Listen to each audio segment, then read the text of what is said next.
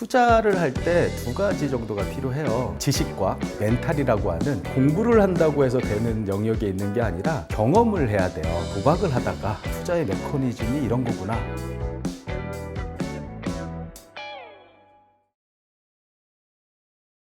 반갑습니다. 이번에 투자의 신이라는 소설로 찾아뵙게 된 박성현이라고 합니다. 반갑습니다.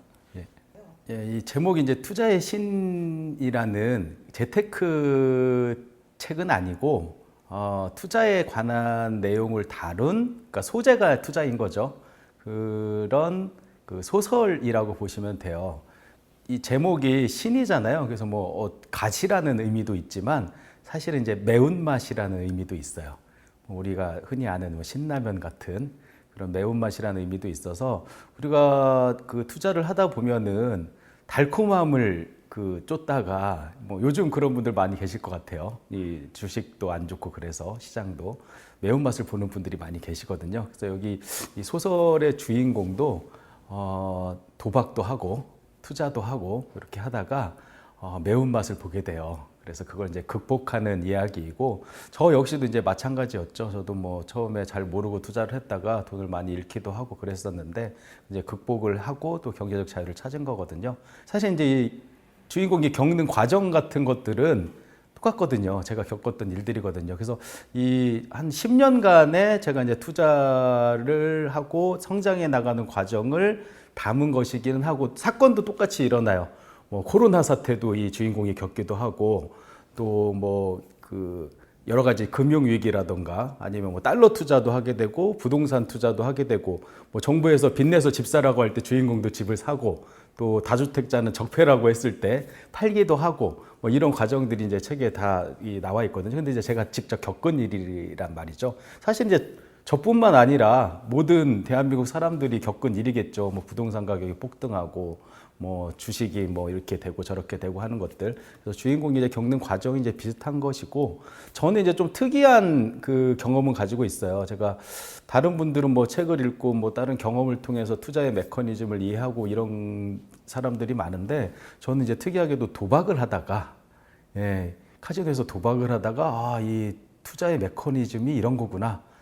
투기와 투자 이런 얘기 많이 하잖아요. 이제 그 차이를 깨달게 됐어요. 그래서 제가 예전에 주식 투자는 도박 같은 거야 라고 하고 생각을 하고, 주식을 투자는 이제 하지 말아야겠다 이런 생각까지 했던 사람인데, 투자의 극한이라고 볼 수 있어요. 이 도박은 돈을 넣어서 이제 돈을 버는 일이니까. 근데 이걸 경험하다 보니까 내가 주식 투자도 돈을 잃었던 이유가 도박처럼 해서 그랬구나라는 걸 깨달았어요. 그래서 우리가 이제 흔히 많이 비유하는 말 중에 날선 칼이 요리사의 손에 있으면 되게 맛 좋은 요리를 할 수 있는 그런 도구잖아요. 근데 강도의 손에 들리면 똑같은 칼도 흉기가 될 수 있잖아요. 마찬가지로 이제 주식이라는 이 시스템이 자본주의의 꽃이라고도 할 만큼 우리가 경제적 자유도 찾고 부로 갈 수 있는 어떤 지름길에 있는데도 불구하고, 그런 수단인데도 불구하고 이걸 이제 도박처럼 사용을 하다 보니까 사람들이 이제 많이 돈을 잃기도 하고 그러거든요. 이 책 속의 주인공도 그랬고 저도 그랬고, 그런 과정을 거치고 깨달음을 얻어서 이제는 이제 주식 투자를 진짜 투자처럼 할 수 있게 됐어요. 그래서 여러분들도 이 책을 이제 보시고 재미있게 읽다 보시면, 주인공이 이러이러해서 경제적 자유를 찾았구나, 나도 이렇게 생각하면 되겠다라는 어떤 깨달음을 좀 간접적으로나마 얻으실 수 있지 않을까 이런 생각을 합니다.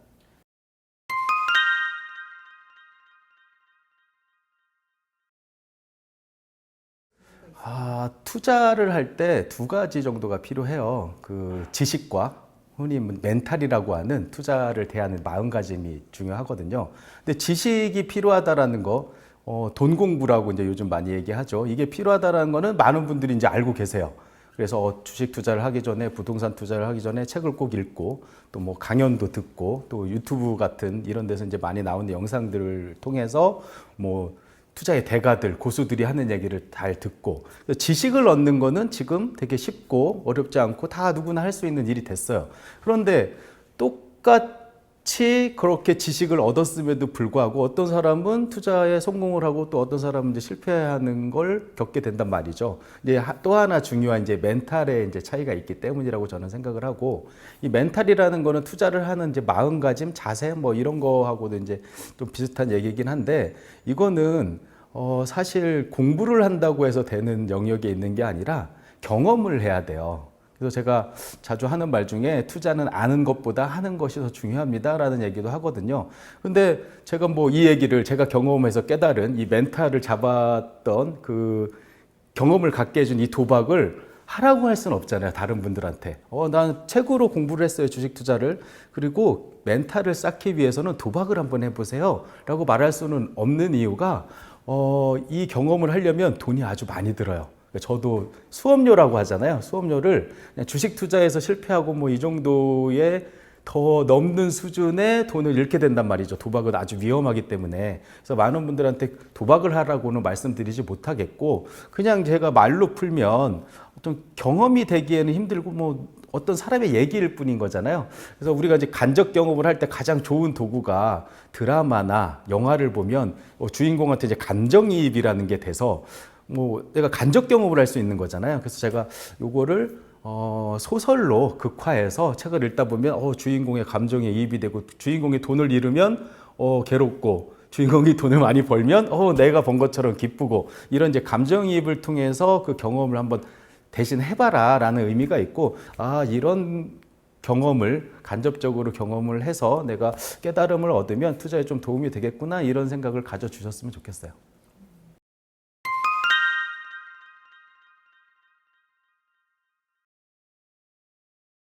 제가 2008년 금융위기 때 주식 투자를 했었어요. 그때 제 상황을 잠깐 말씀드리면, 제가 이제 제 블로그에다가 계좌를 캡처해서 이제 인증까지 해놨는데, 수익률이라고 하죠. 손실률이라고 해야겠네요. 마이너스 95%짜리 인증을 해서 올려놨어요.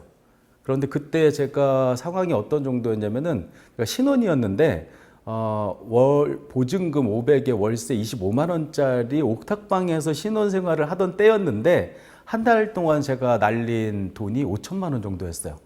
그러니까 지금 뭐 제가 5천만 원 정도를 이렇게 손실 상황이면 뭐 저는 이제 큰 감흥은 없는데, 뭐 마음이 아프긴 하겠지만, 그렇게 뭐 인생이 힘들어질 만큼 그런 상황은 아니겠지만, 그때 500에 25만 원짜리 월세방에 옥탑방에서 신혼생활을 하던 사람한테는 거의 뭐 하늘이 무너지는 듯한 그런 느낌이었겠죠. 그때 제가 다 손실을 확정시킨 다음에 주식 투자는 도박이다 라고 생각을 하고, 실제로 한 5년에서 10년 정도 끊었어요. 도박을 끊는다라는 표현처럼 주식 투자를 끊었어요. 그렇게 주식 투자를 도박이라고 생각했던 사람이 카지노에 가서 도박을 했단 말이죠. 진짜 도박을. 좀 아이러니한 일이기는 한데, 주식 투자는 막 정보를 많이 얻는 사람, 그러니까 기울어진 운동장이라고 하죠. 전문가, 내부 정보를 알 수 있는 사람, 이런 사람들만 돈을 버는 거고, 나같이 평범하고 일반적인 사람들은 그런 정보가 부족하기도 하고, 여러 가지 실력도 모자라기 때문에, 또 운도 그렇게 좋지 않기 때문에, 이거는 도박 같은 일이고 하지 말아야겠다고 생각을 했는데, 그거에 비해서 오히려 도박은 되게 평등해 보이고 공평해 보이는 거예요. 홀짝 게임이 있으면은, 내가 홀에다 걸고 짝에다 거는 거는 거의 뭐 운으로 진행되는 거기 때문에 내가 정당하게 돈을 딸 수 있는 구조가 되고, 이게 이제 더 도박 같지 않다라고 생각을 한 거예요. 근데 제가 실제로 도박도 해보고 투자를 해본 결과 둘 간의 차이가 있다라는 걸 깨달았어요. 그 차이가 바로 투자의 메커니즘을 깨달은 거거든요. 그래서 뭐 그걸 한번 잠깐 이제 소개를 드리면, 투자와 투기라고 하죠. 많은 분들이 어떤 게 투자고 어떤 게 투기냐라고 하면 대답을 잘 하지 못하시고, 뭐 흔히 하는 말 중에 이런 말이 있잖아요. 내가 하면 투자, 남이 하면 투기, 뭐 이런 말도 있잖아요. 근데 제가 이제 도박을 하면서 느꼈던 게, 이제 도박이 이제 투기라고 생각을 한다면, 크게 한 7가지 정도의 차이가 있더라고요. 그 중에서 이제 시간 관계상 한 3가지 정도만. 첫 번째는 제가 지난번 방송에 나왔을 때도, 인터뷰할 때도 설명을 드리긴 했는데, 손실의 확정을 누가 시키느냐에 따라서 투자와 도박의 차이가 생겨요. 이게 어떤 의미냐면은, 내가 삼성전자를 10만 원에 샀어요. 10만 원 근처에서 사신 분들 요즘 되게 많이 괴로울 거예요. 그분들은 손실 상황이 발생을 했을 때 스스로 손실을 확정할 수가 있어요. 그렇죠? 그리고 확정하고 싶지 않으신 분들은 놔두시면 돼요. 그렇죠? 근데 도박은 손실의 확정을 내가 하지 않아요. 내가 홀짝 게임을 했는데 홀에다 걸었는데 짝이 나왔어요. 그러면은 딜러가 지셨습니다. 패배라고 하고 돈을 가져가요. 잠깐만 기다려보세요 라고 해도 확정을 카지노에서 지어버리는 거예요. 그러니까 내가 가지고 있던 손실의 확정 권한이 딜러한테 있는 거다, 도박은. 그렇게 보시면 되는 거죠. 그러면 이제 여기서 이제 의문점이, 그러면은 주식 투자는 그냥 투기가 아닌 거네, 도박이 아닌 거네, 무조건 다 투자인 거네 라고 생각하실 수 있지만, 투자가 도박으로 변질되는 상황이 발생을 해요. 어떤 경우냐면 가장 쉬운 게 신용이나 미수라고 하죠. 레버리지를 너무 심하게 끌어가지고 어떤 주식을 샀는데 삼성전자를 10만 원에 샀다라고 해볼게요. 그런데 그게 거의 뭐 지금 반토막 정도 수준으로 떨어졌잖아요. 그러면은 급격한 하락이 있을 때 어떤 증거금 같은 거를 더 채워놓으라고 증권사에서 얘기를 하고, 그걸 더 채워놓지 못하면 반대 매매라고 해가지고 증권사에서 내 의사를 물어보지 않고 바로 이제 그 주식을 팔아버려요. 손실을 확정시킨다는 거죠. 원래 주식 투자는 손실의 확정 권한이 나한테 있었는데 증권사에게로 옮겨가 버린 거잖아요. 이게 바로 투자가 도박으로 바뀌는 순간이에요. 우리가 이제 집에 부동산 투자를 할 때도 이런 상황이 발생해요. 레버리지를 일으켜서 내가 은행에다 이자를 꼬박꼬박 내면 누구도 손실을 확정시키지 않아요. 나 외에는. 그런데 연체가 되고 이 이자를 제대로 못 갚으면 은행에서 이제 경매로 넘겨버릴 거 아니에요. 그러면은 은행에서 그리고 법원에서 이 손실을 확정시켜버리는 그런 구조가 나오거든요. 그래서 여기서 이제 핵심은 무리한 레버리지를 사용했을 경우 그게 투자에서 도박으로 변질되는, 투기가 되는 이런 상황이 발생한다라는 걸 이제 깨달았어요. 그래서 저는 실제로 제가 지금 투자를 하고 있지만 주식 투자를 할 때는 단 1원의 레버리지도 이용하지 않아요. 반대로 부동산 투자를 할 때는 제가 풀레버리지를 사용을 해요. 이유는 손실의 확정 권한을 뺏길 가능성이 부동산은 되게 낮고 주식은 되게 높아요. 주식 투자는 오늘 내가 레버리지를 이렇게 샀는데 내일 하락을 하면 그냥 하루만 해도 손실의 확정 권한을 뺏겨요. 근데 우리 부동산은 아무리 하락이 크다 한들 그렇게 변동성이 크지는 않잖아요. 그리고 이제 인플레이션에 의해서 이제 가치가 우상향하는 이제 그림을 그리고 있기 때문에 웬만해서는 경매로 넘어가는 수준까지는 가지는 않아요. 근데 이제 만약에 이제 무리한 갭 투자를 하거나 이랬을 경우에 역전세가 난다. 그러면은 원래 이제 세입자가 이제 보증금을 달라고 했을 때 이거를 이제 변제하지 못하면은 거기서 이제 손실의 확정 권한이 나한테서 다른 사람한테로 뭐 그 전세금을 대출해준 뭐 어떤 은행이라든지 이런 데서 이제 확정시켜버리겠죠. 그래서 이런 부분에 대한 차이를 잘 활용을 해가지고 이해를 해가지고 투자를 하시면은 투자가 도박으로 바뀌는 것을 막아주고 잃지 않는 안전한 투자가 가능하다라는 것을 주인공도 깨달았고, 뭐 즉 저의 깨달음이었기도 했죠. 또 하나 말씀드리면은 승패가 시간에 따라서 달라지냐 달라지지 않느냐도 투자와 도박의 차이예요. 예를 들어서 투자를 했을 경우 아까 뭐 그 사례와 마찬가지로 삼성전자를 10만 원에 샀는데 아무리 떨어져도 기다리면 언젠간 올라갈 수 있다라는 거죠. 그러니까 나는 지금은 그 성공과 실패로 이제 구분을 한다면 실패를 했잖아요. 잘못된 선택에 의해서. 하지만 시간을 오래 기다리면, 제가 볼 때는 한 10년 기다리면 10만 원 이상으로 갈 거라고 생각해요, 저는. 바뀔 수도 있다라는 거죠. 꼭 바뀐다라는 의미가 아니라 바뀔 수도 있다. 내가 잘못 선택을 하더라도. 근데 도박은 그렇지 않아요. 홀짝 게임을 했는데 홀에다 걸고 짝이 딱 나오는 순간 잠깐만 기다려보세요. 바뀔 수도 있어요. 안 돼요. 이미 이제 끝나버린 거예요. 세 번째는 이 대상의 가치가 실체라고 하죠. 있느냐 없느냐, 여기에 따라서 이제 투자와 도박의 또 차이가 이제 발생하는데, 먼저 이제 투자의 대상을 한번 보면 우리가 잘 알고 있는 주식, 부동산 뭐 이런 게 있겠죠. 실제로 존재가 있죠. 땅, 아파트 있잖아요.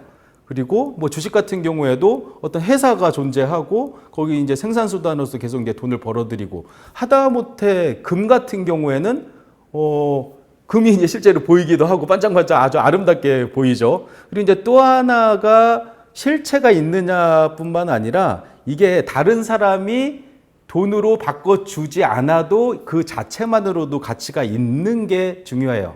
그러니까 이게 어떤 의미냐면은 달러 같은 경우에 존재하기도 하지만 다른 사람이 굳이 돈으로 안 바꿔줘도 그 자체가 돈이잖아요. 이걸로 뭐든지 할 수 있잖아요. 다른 사람이 사주지 않아도 돼요. 땅도 마찬가지예요. 내가 농사를 짓거나 아니면 아파트 같은 경우는 실거주를 해도 된다라는 얘기죠. 근데 만약에 내가 상가를 샀는데 아무도 들어오는 사람이 없고 이걸 공실로 계속 놔둬야 돼요. 이건 이제 투자를 했지만 도박으로 이제 변질되는 어떤 상황이 발생하죠. 근데 내가 실거주 집을 샀다. 누가 이 집을 안 사줘요. 가격도 떨어졌어요. 내가 살면 그 말이잖아요.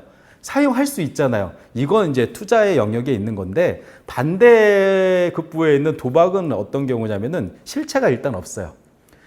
카지노에 있는 도박은 도박이라고 하죠. 예, 실체가 없죠. 그냥 숫자로만 존재하고 홀짝으로만 존재하고 카드로만 존재해요. 또 하나는 제가 이제 저는 이제 달러 투자, 진짜 돈이잖아요. 진짜 돈에 투자를 하는 사람이다 보니까 저는 이제 약간 우스갯소리로 가상화폐를 가짜 돈이라고 불러요.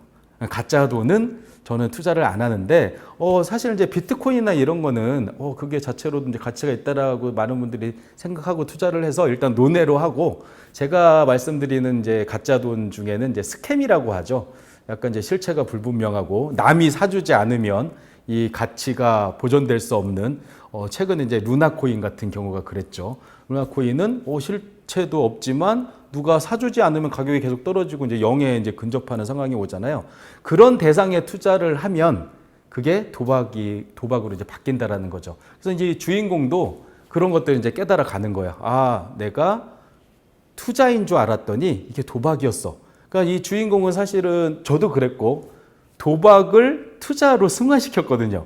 제가 이제 카지노에서 한 번도 돈을 따본 적이 없었는데 도박을 공부를 하고 베팅을 공부하고 이렇게 하고 났더니 돈을 따게 됐어요 라는 말씀을 드렸었는데 이게 바로 이제 도박을 투자처럼 했기 때문이에요. 그런데 많은 분들이 투자를 하면서 도박처럼 한단 말이죠. 나는 주식 투자라고 하니까 나는 투자를 하고 있다고 생각하지만 아까 말씀드렸던 것처럼 칼이 요리 도구이기도 하지만 흉기가 되듯이 이 수단을 잘못 사용하면 우리가 굳이 강원랜드에 가지 않고서도 집에서도 도박을 할 수 있는 이런 상황이 만들어진다라는 거죠. 그래서 제가 이제 말씀드리고 싶은 거는 많은 분들이 투자라고 해서 다 투자라고 생각하시는데 이 차이를 잘 이해하시면은 내가 뭔가 결정을 했을 때 이거는 약간 도박으로 변질될 가능성이 있는데 이건 하지 말아야겠다. 그런 의사 결정을 하실 때 도움이 된다라는 거죠. 그래서 제가 지금 투자로 경제적 자유를 달성할 수 있었던 이유 중에 하나가 첫 번째 아까 말씀드렸던 것처럼 지식을 도서관에 가서 한 100권 정도 책을 읽었어요. 그리고 나서 이런 경험을 토대로 알게 된 투자와 도박의 차이점을 가지고 투자의 메커니즘을 이해해서 멘탈 부분을 좀 챙길 수가 있었던 거죠. 그래서 여러분들도 한번 이 책을 보시던 아니면 이 개념을 이해하시던 카지노에 가셔도 되겠네요. 책임은 못 지겠지만 비용이 많이 들어요. 그래서 한번 간접 경험을 한번 해보시면 좋을 것 같아요.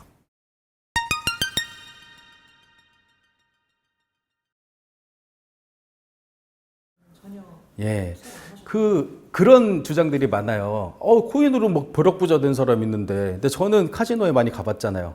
카지노로 돈 무지하게 많이 1억, 2억 그 자리에서 몇 초 만에 버는 사람들 무지하게 많이 봤어요, 저는. 근데 그 사람의 말로는 뭐예요? 또 잃어요. 많이 벌면 많이 잃기도 하는 게 도박이에요. 꾸준하게 지속성이, 제가 이제 7가지라고 했는데 그 중에 이제 한 가지 6번째 정도에 있는 걸 지금 말씀해 주신 건데 투자는 지속적이에요. 지속적으로 수익이 나올 수 있는 게 투자고, 한 번, 두 번, 일회성의 어떤 대박 이런 것들 있잖아요. 지속할 수 없는 그걸로 해서, 그러니까 도박 같은 경우에 내가 홀에 전 재산을 걸었는데 맞았어요. 딸 수 있죠. 계속 그렇게 할 수 있느냐라는 거예요. 못 한다라는 거죠. 이 코인이나 이런 것들도 많이 올라서 이게 얻을 수 있는 사람들도 있었겠지만 그건 이제 카지노에서도 그런 일이 발생해요. 로또를 맞은 사람도 있는 것처럼 아주 운이 좋은 사람들, 그런 사람들의 어떤 이게 되게 이제 일부의 사람들의 얘기를 듣고 나도 그럴 수 있어. 확률이 이제 높은 것을 해야 되는데 확률이 낮은 것을 하면 이제 실패할 수밖에 없는 구조가 나온다라는 거죠. 그래서 많은 분들이 코인으로 누가 부자 됐다라는 얘기를 듣고 그걸 하다 보면 확률이 낮은 투자를 하는 상황이 되고 확률이 이제 너무 낮아지면 그게 이제 도박으로 이제 변질되는 상황이 발생한다라는 거죠.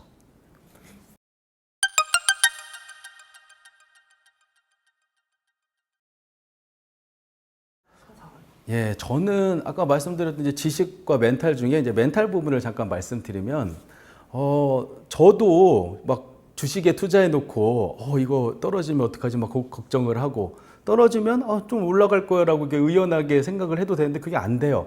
제가 사람은 고쳐 쓰는 게 아니다라는 말이 있는데, 저 스스로도 마찬가지더라고요. 제가 그 세븐 스플릿이라는 분할 매수하고 분할 매도하는 투자법을 이제 그 소개를 해드렸던 적이 있는데 최근에 어떤 일이 있었냐면은 제가 LG 에너지 솔루션이라는 주식이 있는데 그게 이제 공모를 했어요. 청약이라고 하죠. 이제 청약에 이제 공모를 하려면은 나누어 살 수는 없어요. 한 번에 한 가격에 받아야 되잖아요. 근데 이제 그게 좀 그 상승할 가능성이 매우 높은 그런 상황이어서 제가 한 8억 원 정도를 신청을 했고 그 중에 한 1,200만 원, 1,500만 원 정도를 매수를 했어요. 상장 딱 하는 날 2배가 오른 거예요. 그럼 팔아야 되잖아요. 근데 원래 제가 지켜왔던 투자의 철학과 이런 것들은 나누어 사고 나누어 팔아야 되는 거잖아요. 근데 얘는 한 방에 샀단 말이죠. 나누어 팔 수가 없는 거예요. 그러니까 제가 사람이 고쳐진 게 아니었던 거예요. 나누어 사고 나누어 파는 시스템이 나를 통제해줬었는데 한 방에 사버리니까 한 방에 팔 수밖에 없는 상황이 되어서 기회를 놓쳤어요. 그러면 조금 떨어지면 아무래도 아직도 수익이니까 좀 나누어 팔 수도 있잖아요. 제가 항상 드리는 말씀, 잘 애매할 때는 반만 파세요. 그리고 기다리면 돼요. 라고 내가 말해놓고도 내가 그걸 못 지키겠는 거예요. 그러니까 사람은 안 고쳐져요. 그렇지만 이 환경, 시스템이 나를 통제할 수 있게는 할 수 있거든요. 제가 전에도 말씀드렸듯이 내일 아침에 지각하지 말아야겠다 생각하면 의지만으로는 늦잠을 잘 수밖에 없지만 그냥 알람을 켜는 나를 통제해 줄 수 있는 아주 간단한 것만 장치를 해놔도 지각을 면할 수가 있잖아요. 제가 이제 자주 하는 비유 중에 이게 있어요. 워런 버핏하고 돈이 아주 많은 사람이죠. 그리고 전 재산이 나는 100만 원인 사람이에요. 둘이 강원랜드로 도박을 하러 갔어요. 그래서 워런 버핏도 100만 원을 잃고 나도 100만 원을 잃었어요. 자, 둘의 이제 멘탈은 어떨까요? 워런 버핏은 아마 웃으면서 나올 거예요. 재미있는 경험했네 라고. 하지만 전 재산이 100만 원인 사람은 아마 이거 한강 가야 되나? 이런 생각이 들 만큼 괴로울 거예요.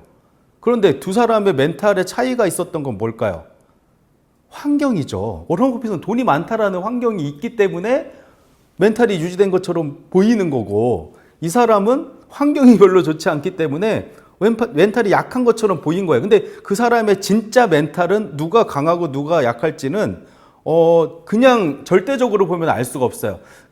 비슷한 비유로 만약에 비행기를 타고 두 사람이 어디 여행을 가다가 그럴 일이 있으면 안 되겠지만 무인도에 불시착을 했어요.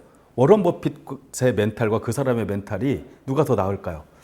오히려 아무것도 이제 더 이상 뭐 떨어질 게 없는 이 사람의 멘탈이 더 좋을 거예요. 워런 버핏은 이거 어떡하지? 뭐 이런 생각을 하겠죠. 돈이 이제 필요 없는 상황이니까 환경이 바뀐 거죠. 그래서 제가 이제 멘탈을 어떻게 잡느냐라는 부분에 대한 질문을 받으면 간접 경험이라도 이런 식으로 경험을 하시고, 그러니까 진짜 경험을 하는 게 가장 좋기는 하죠. 투자를 계속 해가면서. 그리고 또 하나는 나의 이제 환경을 한번 바꿔봐라.